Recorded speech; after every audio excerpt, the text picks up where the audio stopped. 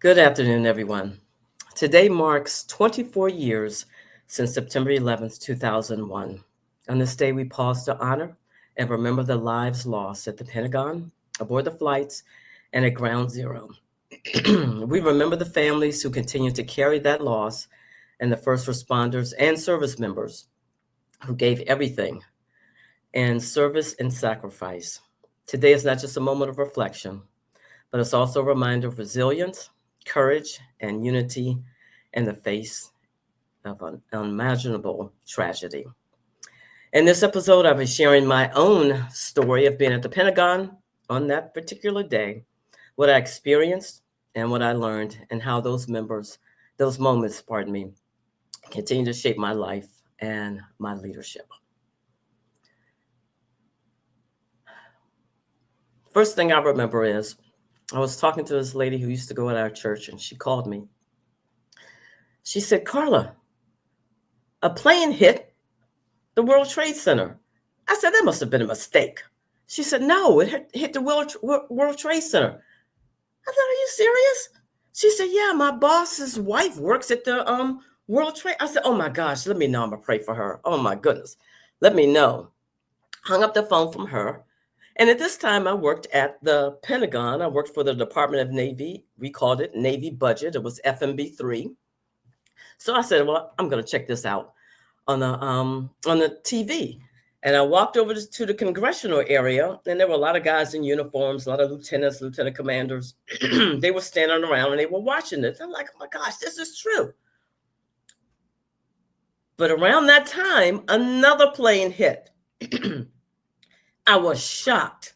Okay, there's silence among the military because they knew it was an attack. I'm thinking it was a mistake. And there was silence. Then one person said, "This was not a mistake." So I walked back to my seat and I said, "You know what? I need to go downstairs. I need to go to CVS. I need to get some knee highs." And I had my couple of dollars on my desk with my change. And right before I got up, I heard boom. My thought was, they're bombing us. Who they were, I have no idea. I just heard this loud boom like you would hear at the movie theater. And what is weird is everyone around me felt the building move. I never felt the building move. We were on the fourth floor in the C ring. So if you're familiar with the Pentagon, and I'm sure a lot of you are, you have the center court, you have the A ring, B, C, D, E. E are normally where the executives are, 3, 4 stars, so forth. Well, I was in the C ring, right next to the D ring. I never felt anything.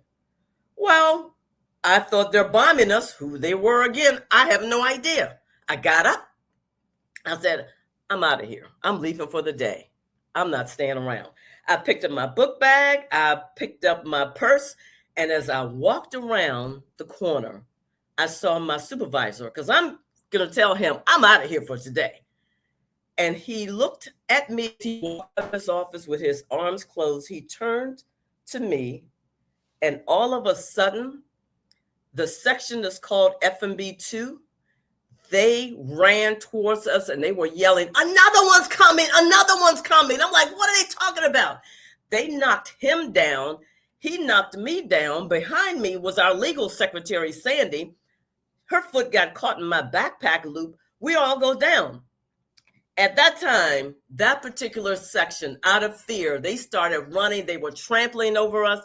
And I never had a moment in my life that I thought that I was going to die. That was the moment. I've never been trampled. And that moment, I just thought, okay, this is it. And the only thing I remember is I remember reaching out to a cubicle and I just said, "Jesus," because I just knew that was it. And I could feel their feet just going all over my body.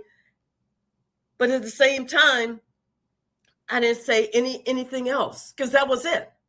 Well, after this group left, because they were going for the exit, our area was right next to the exit.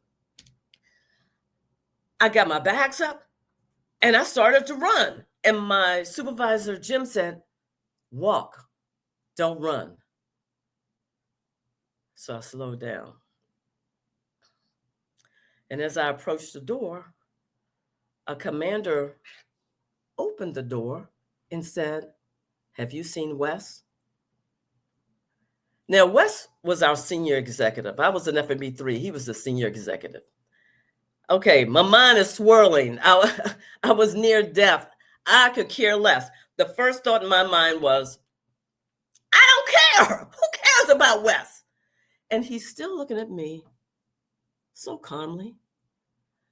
I responded, no. He left, and I walked out. And as I'm going through, as I approach the hallway, I see a stream of people going towards the center section, call it the courtyard of the Pentagon. I see all these people. And then I see our deputy director, Mary Kay. I'm like, her eyes were just red with tears. But I looked down, she had no shoes on her feet. I thought, that's odd. But Mary Kay was in the section where it eventually fell down 30 minutes after the plane hit. And she was also known, I learned this from her husband, she was also known for kicking her shoes off during the meeting. But I just thought this was weird, very weird. She's walking with tears in her eyes, with nothing on her feet. And so I started to follow the crowd. I thought, oh, gosh. As I look back, I think, I hate following crowds. But I followed the crowd. And for some reason, I think we took the escalators downstairs, and I started walking out to the courtyard. Why would I walk out to the courtyard? If they're bombing us, they're going to hit us. But I saw the plane from Langley come, and he started to come down into the courtyard. I left. I'm out of here. I'm out of here. And then as I turned around, I don't know how I was able to walk into this particular area. But I saw this 4-star general. I mean, you could see him. 1, 2, 3, 4 stars on his shoulders. And he's walking. Now, this was an Army general. He's walking with a naval commander. That's odd. Why would Navy escort an Army general? Didn't make any sense to me, but I did learn from a supervisor who was a naval commander some time ago. He said, yeah, he confirmed. He said, yeah, that does happen. In certain cases, you will have a naval commander will be something like, for lack of a better term, a professional, a naval term, support, and actually an Army general. So I said, okay, my eyes were right. So as they're walking and the general's being escorted by the naval officer, I said, oh, he's going to be taken care of. I'm going to follow him. As I followed them, this door opened, and then it immediately shut. And I just blinked my eyes, just a natural blink. They disappeared. I'm looking because it's dark. I cannot find a door. I'm thinking, does the Pentagon have secret places? I have no idea. But I could not find them. So I said, I've got to get out of here.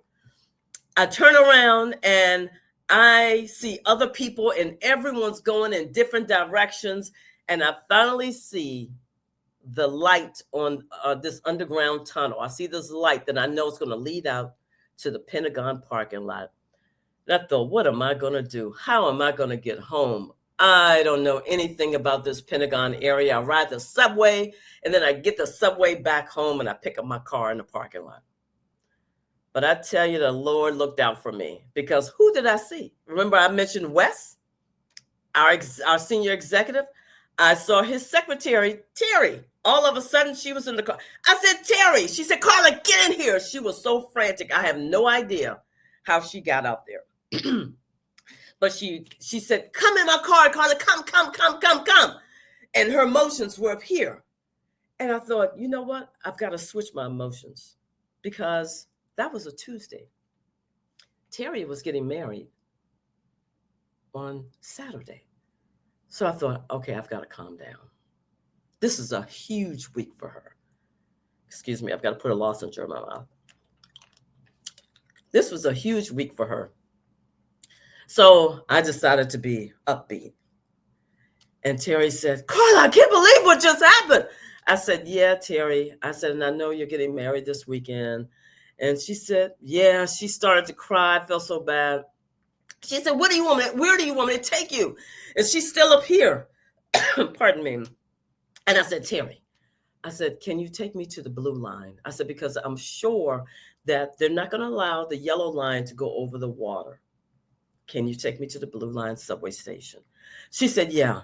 So I'm on my phone and I'm trying to contact family members. I'm contacting all these numbers. The cell phones were out. I thought it was just me. I didn't know it was the actual Washington metropolitan area. I said, Terry, can you take me to a payphone? Because I can't get through on my phone. She's like, use my phone, use my phone. Phones weren't working. So finally, we stopped at this gas station and an old-fashioned payphone at the Shell station. Stand there, and I said, oh my goodness, I don't have enough quarters. And Terry is still like, take all the quarters, take all the quarters, take all the quarters I have. She's giving me quarters, and the quarters are dropping, and I'm picking them up and going. And then I'm trying to call, and it's not connecting. And this is going on and on and on and on and on. And I'm starting to feel, that upbeat that I had for Terry. I'm starting to actually go down. And I said, I got to be able to reach my family and friends.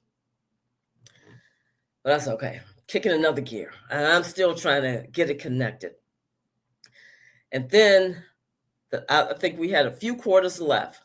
And I said, I got to get this quarter in here. I got to be able to connect to someone. And then as I put one of the last few quarters in, I started to look at my hand. It is shaking just like this. And I felt like I was in a movie. I'm watching my hand. I'm like, what is going on with me? My hand is just shaking. So I grabbed my hand to steady it, to put the quarter in the payphone, reached up, and then I dialed the number. And the number that went through was my friend Yvonne. And I thought I was still calm, even though my hand was shaking hard. I thought I was still calm. The person who answered the phone, her name was Bonnie. I said, hello. I said, can I speak to Yvonne? No, let me be honest with you all. I said, can I speak to Yvonne? That's when I started to break down. And Bonnie said, is this Carla? I said, yes. So I spoke to Yvonne. I told her I was okay, let people know, because her call was the only one that went through. So Terry and I get back into the car. Well, I got back into the car. I give Terry a hug because my heart was just bleeding because she was getting married on Saturday. She dropped me off at the blue line somewhere in Virginia. To this day, I have no idea. But before that, I saw this gentleman outside in his painter's uniform, all white. I don't know what they call it. And he's gently painting the outside of the home. And I'm thinking, does he not know that we were just bombed? But all was quiet. I shook it off. So when I arrived at the Blue Line subway station, I don't even think we had to swipe cards. I think they were just open. You didn't have to pay that day. Thankfully, a Blue Line train came up. I got on the train and I'm like, I'm settled. I'm calm. And then I see this lady who I would normally see. I didn't know her, but I remember her face that I would see in the hallways at the Pentagon. She was crying. She was bawling. Her friends were around her, comforting her. And I said, wow, I feel so bad for her. Oh, I feel bad for her because I thought, I'm not there. And then as the train pulls off, I see my supervisor, Jim, standing there. I thought, what is Jim just standing there? Usually I'm used to him with his sports coat on and always with his briefcase. He didn't have any of that, but he just stood there. Actually stood there like a statue. I thought that's strange. And as we pull off, we go further, and I got off the blue line into the orange line. I noticed something weird. I noticed there were a lot of fathers with their children. Normally, you would see mothers with their children at the end of the school day on the subway, but you wouldn't see necessarily a lot of fathers. I saw a lot of fathers with their shirt and ties and with their kids, and their kids were quiet. That's another thing I wasn't used to on the subway. I'm thinking this is strange. So I did the transfer, orange line, everything. I got off and I just thought, oh, I don't want to be alone. Even though I still thought I had it together. I don't want to be alone. When I walked off the platform down the escalator, who was waiting there? But Yvonne. She worked in a dental office in a federal building, and they closed her building. So she was off for the day. She came to get me. And I hugged her. I was like, wow, Yvonne, thank you so much. Thank you so much. Still, I'm thinking I'm okay. So we leave my car at the metro station. I said, I'll come back and get it the next day.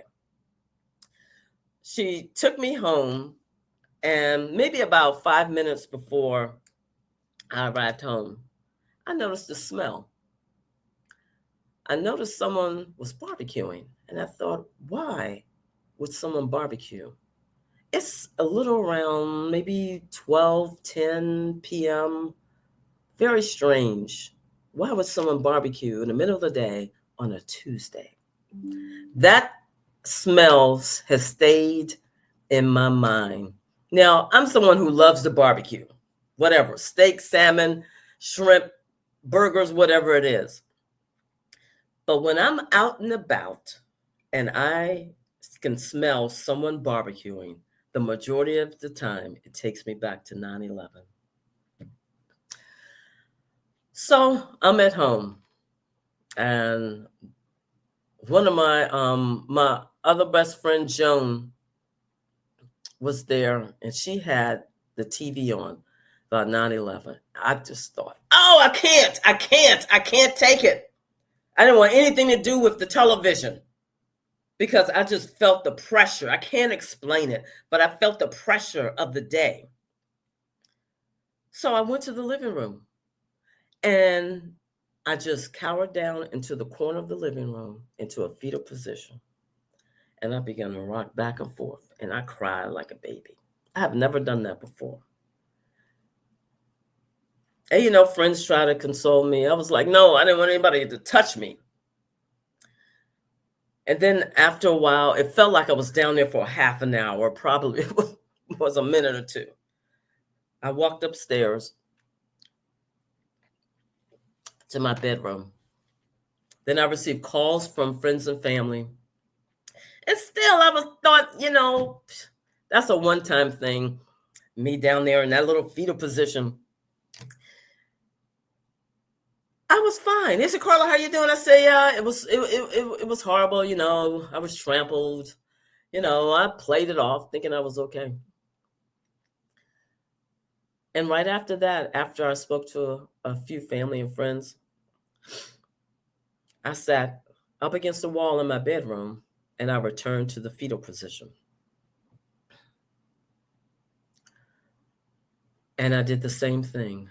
I cried and I rocked back and forth, back and forth, back and forth. Then I got up.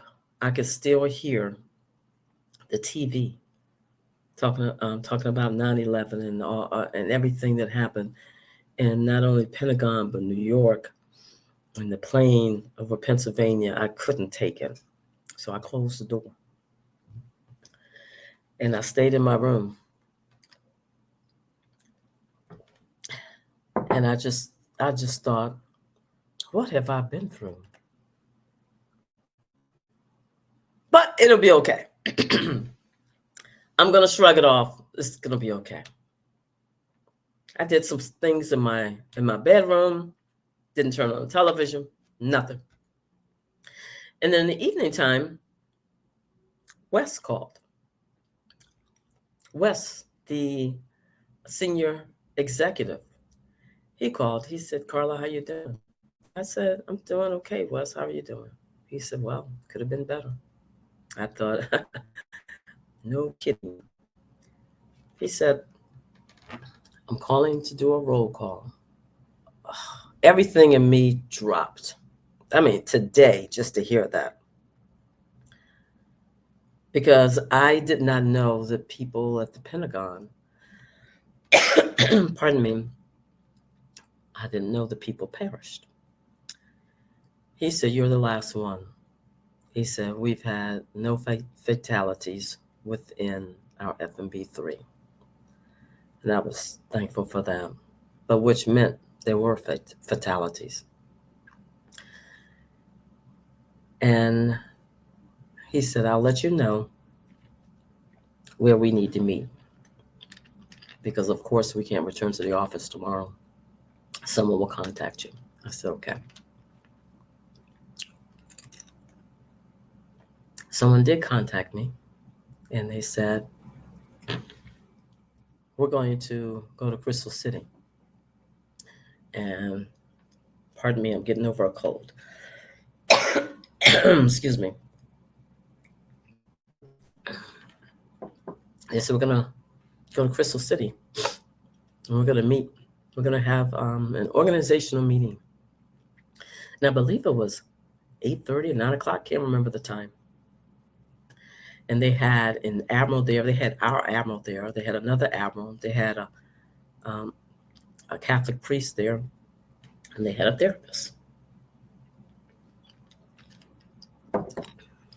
And they offered, if you wanted to spend some time, gain some mental health, or however they presented it, with the admiral, excuse me, with the Catholic priest. And I'm thinking, I'm not Catholic, or with the therapist. I thought, I'm not crazy. I don't need a therapist. Actually, I felt offended. Excuse me. Why would I need a therapist?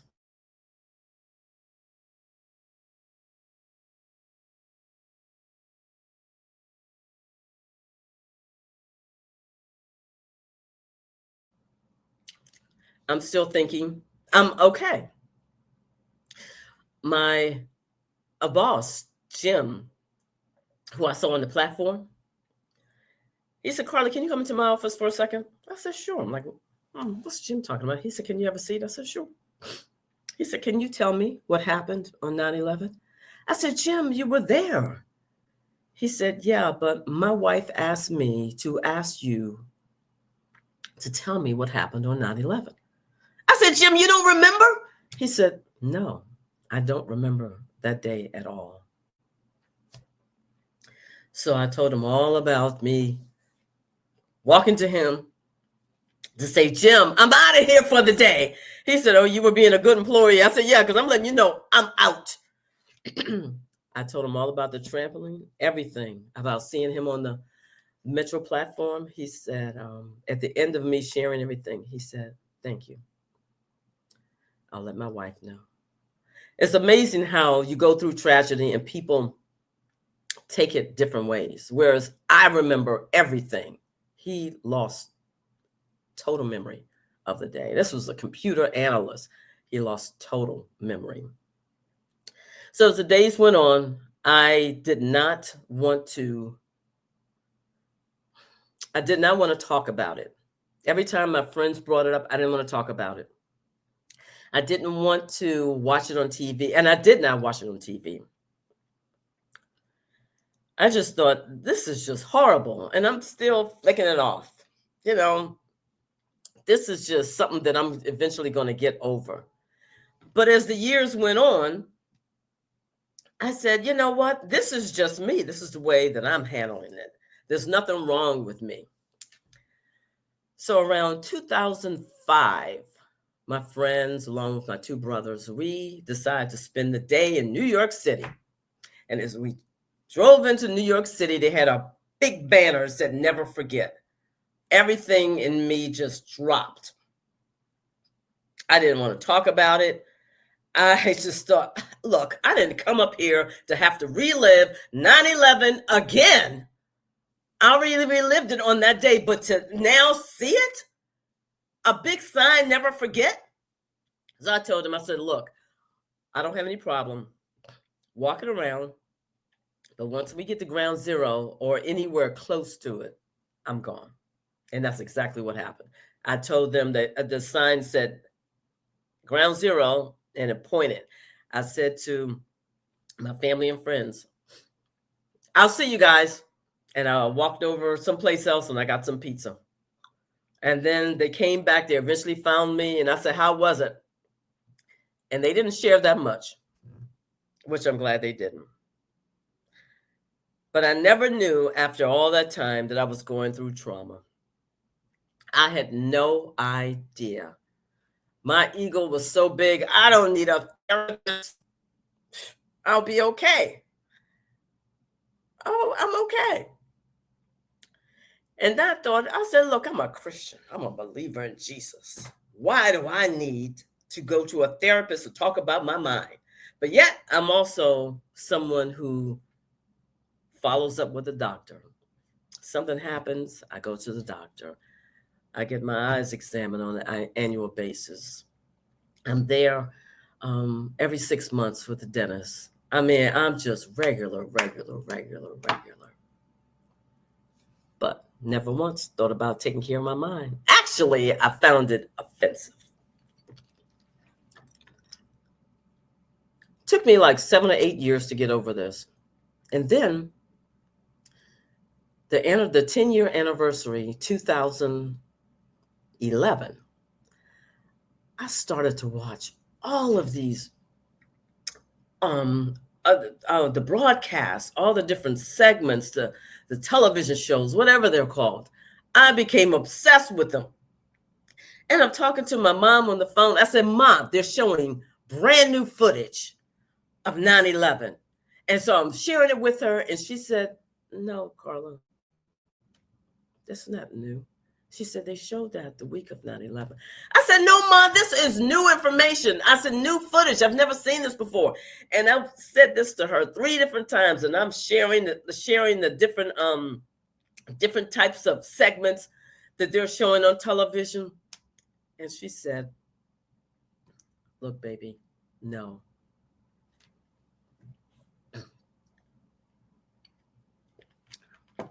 She said, no. This is new to you. It is not new to everyone else. I felt like I had missed 10 years because I was so consumed with it. I thought it was all new. Thought, wow. And as I look back on it, while it was a tragic day, in my own personal leadership, I look back on that and the only thing I would have changed is that I would have sought therapy. I had my ego big and wide sitting on my head, but I didn't humble myself to seek therapy. I should have said, you know what? Look at everything that's transpired. Look at how I conducted myself. Even going back to my hands shaking in a fetal position in the living room, in a fetal position in my bedroom. Oh, I can't see the thought of hearing anything about 9/11 that day, that week, that month, the following months, and the following years. I couldn't take anything. Ground zero, I don't want to be anywhere near it. That's where my personal leadership failed. Again, I will say this again. I should have humbled myself and I should have sought therapy. So why am I sharing my story? Well, because it's my story to share, and today is 9/11.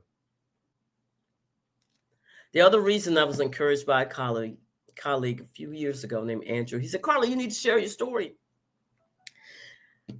And then the final reason, because if you have trauma, seek therapy. Please don't have this egotistical mindset that you don't need help. Feel free to seek out therapy. They're wonderful therapists, pardon me, that are there for you. And sometimes, in order to get the right therapist, you may need one or two. You may need to go through one or two. I'm sorry, folks. This is at the end of a cold. But seek therapy. It took me years to get over that. And you don't have to go through that. You don't have to take years to get over a situation as traumatic as that. Please seek therapy. And to end it all, thank you for your time. Thank you for your time. And I would say on September 11th, never forget. Never forget the lives that were lost. These are the lives in New York City, all the families that were in New Jersey. These are the lives that were on the plane and at the Pentagon. Never forget.